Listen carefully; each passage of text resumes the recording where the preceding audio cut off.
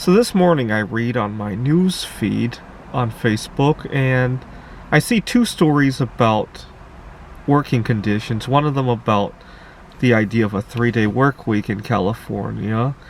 Now the problem with the 3-day work week is, first of all, I don't think it's the business of government to regulate it, but second of all, I think that people work best when they work the way it works. I mean, for some people it might be a 3-day work week. For some people it might be having a 2 or 3 hour break in the middle of the day. For some people it might be being able to live somewhere where they're not judged for who they are, right? I did really well when I lived in Idaho and Montana. I didn't feel judged for being solosexual.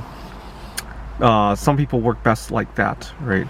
And how about a working situation where there was more people were more open to collaborate about their working conditions? That would be the ideal working conditions, where people didn't have to fear going up to their boss and telling their boss what works for them, right?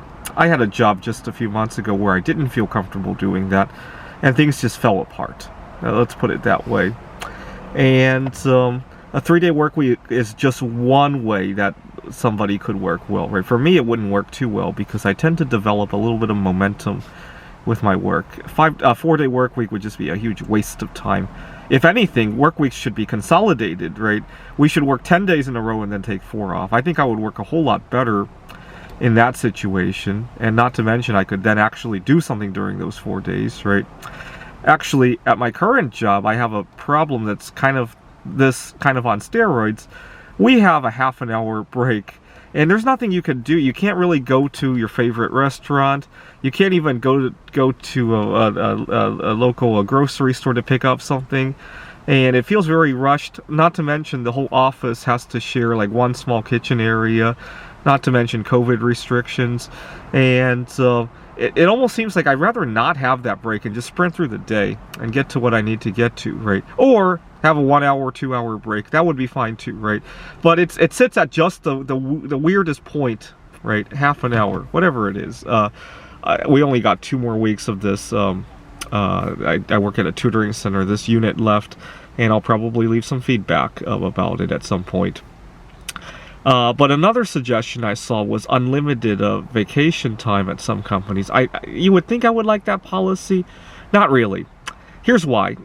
The fact that they call it unlimited means that it's being regulated in some other way, right? Obviously, you can't just take 365 days off. So it's obviously being regulated in some other way, and I think the other way is based on favoritism.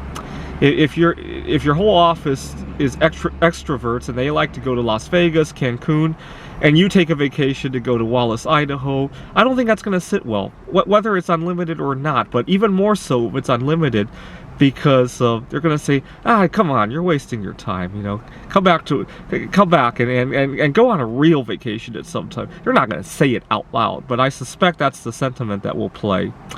What they really should be, see, when people say work-life balance, that's great, but I wish there was also work-life separation, right? How you live your life should not be judged at work, and vice versa.